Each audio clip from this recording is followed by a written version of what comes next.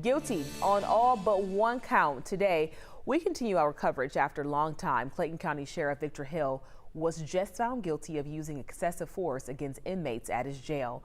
The suspended sheriff leaves behind a really complicated legacy. Despite a long trail of legal troubles, he's been elected time and time again, gaining the adoration from many in the county.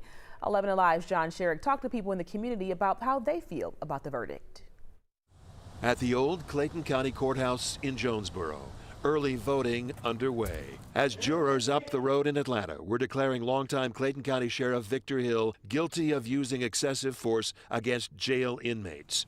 But here in Jonesboro, members of the Boyd family. Honestly, I liked Sheriff Victor Hill. I really did. LaShane Boyd and her daughters would vote again for Victor Hill for sheriff if he were on the ballot. With the gang violence, it was very low when he was here. But now, everything has picked back up. You scared to go out your house now.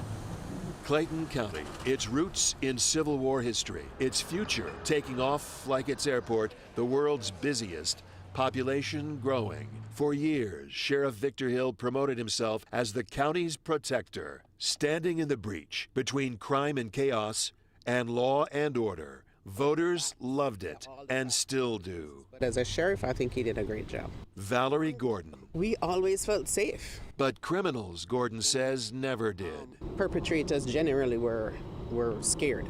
He's kind of a divisive figure. Dale Barham says good riddance to Victor Hill finally. He is kind of responsible for what everybody below him is doing, and he kind of sets the standard for what happens. The conviction is another step in looking for accountability in our police officers. Clayton County residents beginning to realize Victor Hill is likely soon to be an inmate himself now.